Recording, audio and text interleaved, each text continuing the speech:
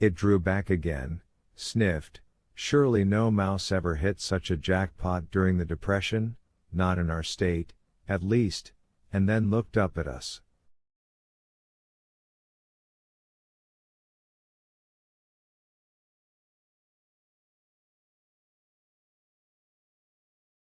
Go on, eat it. Toot Toot said, sounding more offended than ever.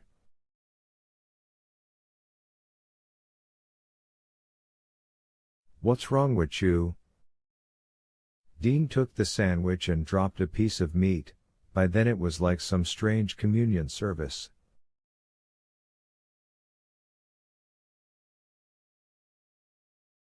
The mouse picked it up at once and bolted it down. Then it turned and went back down the corridor to the restraint room, pausing along the way to peer into a couple of empty cells and to take a brief investigatory tour of a third.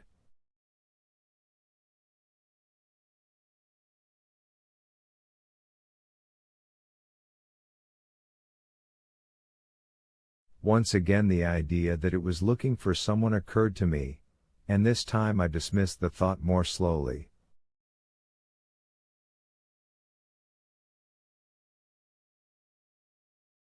I'm not going to talk about this, Harry said. He sounded as if he was half joking, half not. First of all, nobody'd care. Second, they wouldn't believe me if they did.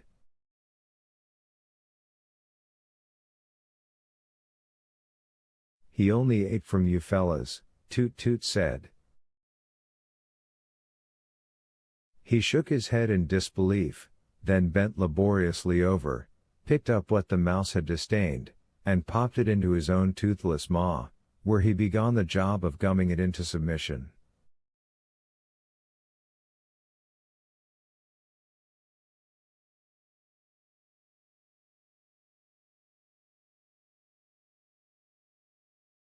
Now why he do dat?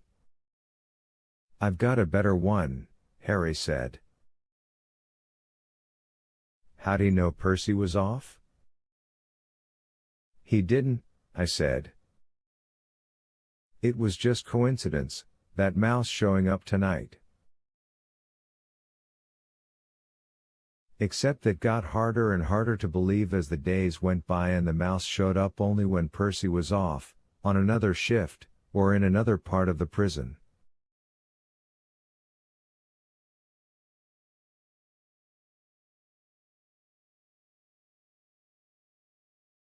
We, Harry, Dean, Brutal, and me, decided that it must know Percy's voice, or his smell.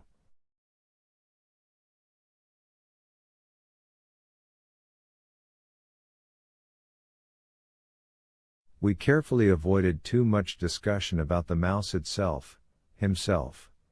That, we seemed to have decided without saying a word, might go a long way toward spoiling something that was special, and beautiful, by virtue of its strangeness and delicacy.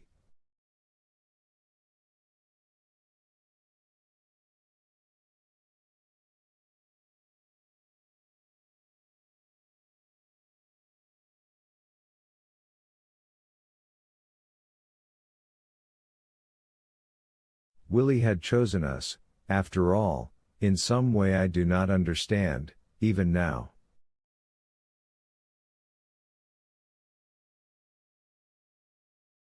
Maybe Harry came closest when he said it would do no good to tell other people, not just because they wouldn't believe but because they wouldn't care.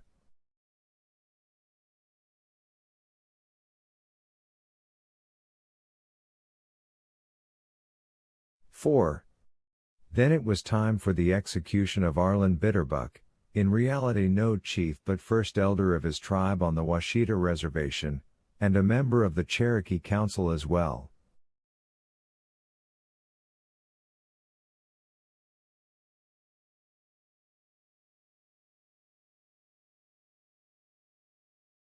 He had killed a man while drunk, while both of them were drunk, in fact. The chief had crushed the man's head with a cement block. At issue had been a pair of boots. So, on July 17th of that rainy summer, my council of elders intended for his life to end.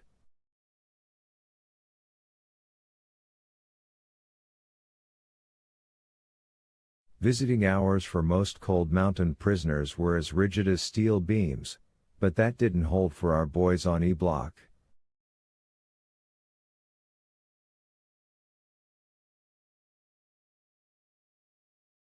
So, on the 16th, Bitterbuck was allowed over to the long room adjacent to the cafeteria, the arcade.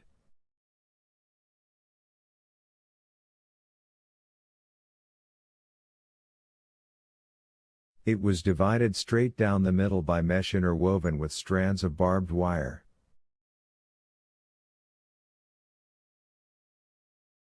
Here the chief would visit with his second wife and those of his children who would still treat with him.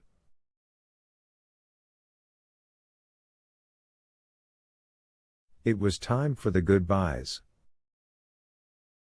He was taken over there by Bill Dodge and two other floaters.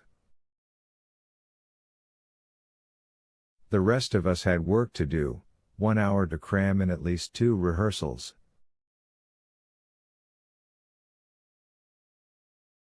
Three, if we could manage it. Percy didn't make much protest over being put in the switch room with Jack Van Hay for the Bitterbuck electrocution. He was too green to know if he was being given a good spot or a bad one.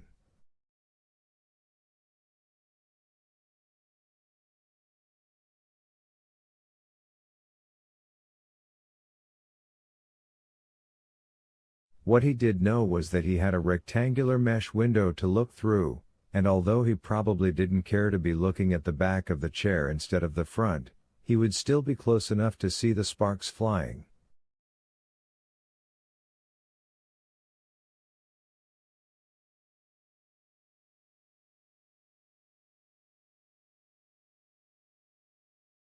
Right outside that window was a black wall telephone with no crank or dial on it.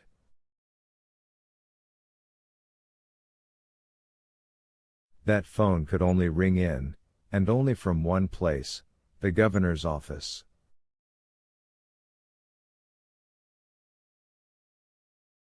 I've seen lots of jailhouse movies over the years where the official phone rings just as they're getting ready to pull the switch on some poor innocent sap, but ours never rang during all my years on E Block, never once.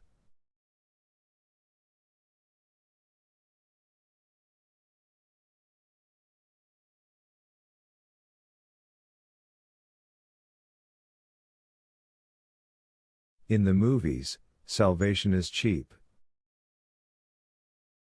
So is innocence. You pay a quarter, and a quarter's worth is just what you get. Real life costs more, and most of the answers are different. We had a tailor's dummy down in the tunnel for the run to the meat wagon, and we had old Toot Toot for the rest.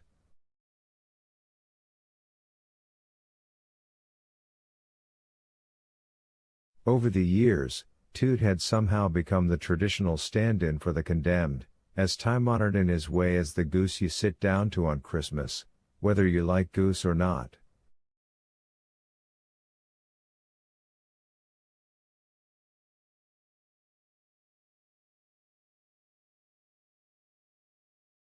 Most of the other screws liked him, were amused by his funny accent, also French, but Canadian rather than Cajun, and softened into its own thing by his years of incarceration in the South.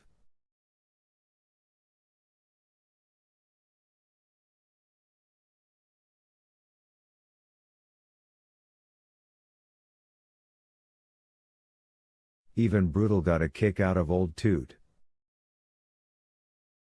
Not me, though.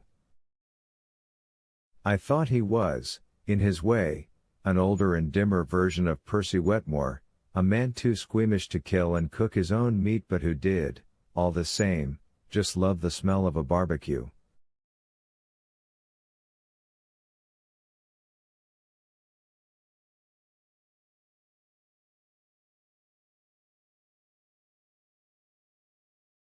We were all there for the rehearsal, just as we would all be there for the main event.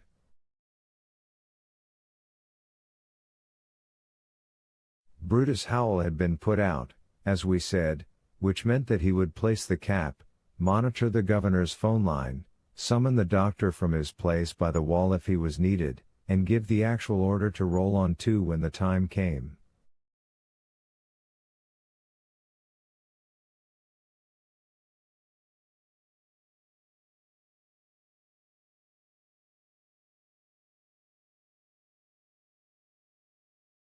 If it went well, there would be no credit for anyone. If it didn't go well, Brutal would be blamed by the witnesses and I would be blamed by the warden.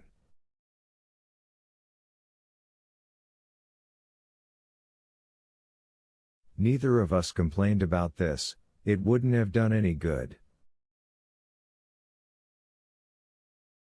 The world turns, that's all.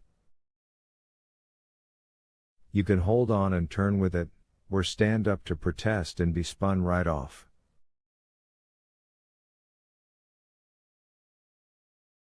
Dean, Harry Terwilliger, and I walked down to the chief's cell for the first rehearsal not 3 minutes after Bill and his troops had escorted Bitterbuck off the block and over to the arcade.